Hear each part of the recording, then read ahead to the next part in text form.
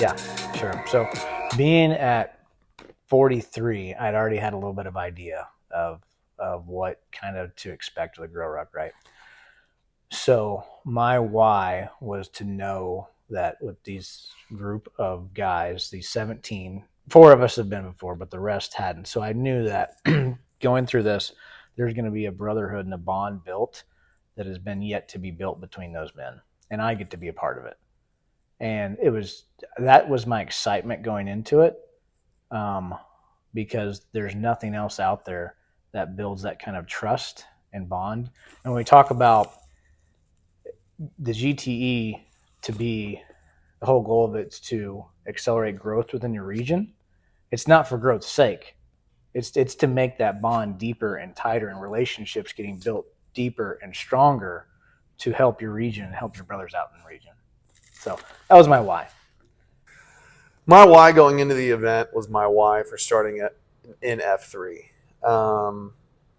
There was a guy in my office at work who, context, I work with my brother. My brother is shorter than I am. My brother has a little more weight on him than I do. So he just looks a little larger. To differentiate me, this guy in the office started calling me Skinny Ruck. And I hated that because growing up, I've always been skinny and I've never been thrilled about it. I've always felt a little weakish about it, been conscious about t-shirts fitting just right or else they'd make me look even more skinny. So adding that title to me was frustrating and motivating enough to work out consistently, although I could never consistently motivate myself to go to the gym. So F3 was the structure I needed to do that consistently. And F3 just has the way of growing an individual bit by bit and finding your next limit and your next limit. So I would do one workout a week, and then I went to 2, and then I went to 3, and then I went to 4. The next milestone I can think of was the 50K ruck from a month ago, and the natural continuation was GROWRUCK. Tommy Boy asked me that question in the middle of the GROWRUCK and stopped me while I was calling out doing burpees. We did over like 150 of these things. And I'm calling all of them, and Tommy Boy stops me and he says, "What's your why? Why are you here?" And I had to stop and give him a real good answer. It got me real emotional. And I said, I want to be a stronger man. And I want my wife and the men around me to know that I can be strong for them. And for whatever reason, that just got me welling up. And I was on and off crying through the rest of the event. Yeah. So going into the event, I didn't have a solid why. I was there to go through a hard thing with men that I knew, and I wanted to have something to focus on. So I initially just wanted to focus on faith, just because my faith is always, I have strong faith. I just don't act it out, and so it's always kind of mediocre. And so I really wanted to just keep focusing on that through the night. And so I did focus on that. But after being assigned as a platoon leader, as the first platoon leader, which I did not want to be, that really shifted my focus a lot through the night. So the night before, on Friday night, we all got together. We were talking just why we're there. And one of the things that I had expressed was that I don't like to be a leader. I don't feel comfortable being a leader. I feel comfortable being a follower. I'll take direction, I'll take instruction, and I'll fulfill those requests. I enjoy that, to do a good job.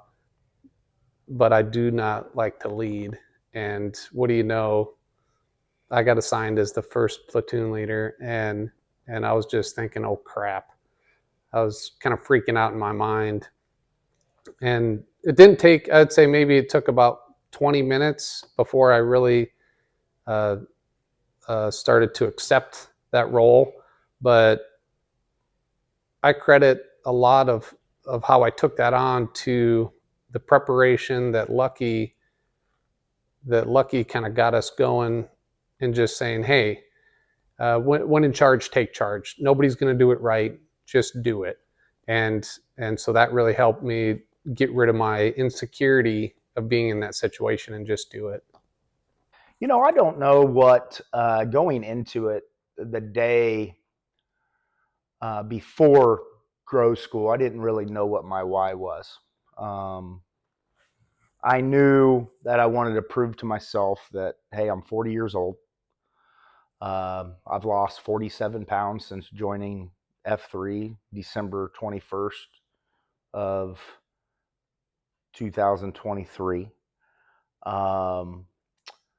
And so for me, it was all about proving that I can continue to do this stuff, and proving that as a competitor, you guys that did 43 and hearing the great stories about that, you know what, hey, I can keep up with Chop. I can keep up with those guys.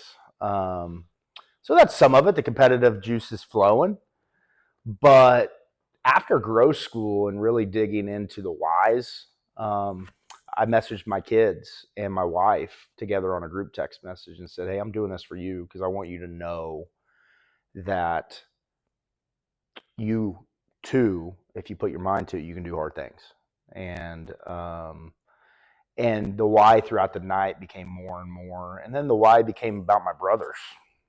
And so it changed. It evolved throughout the night, where it was like, when it was tough early on, it was like, I got to prove to my family if this is my why and those type of things. And then as the night progressed, my why became more about my fellow packs and I'm here for you. And the screams of the night, that horror of hearing people cry for help, and never thought I'd hear a grown man cry for help the way I heard it.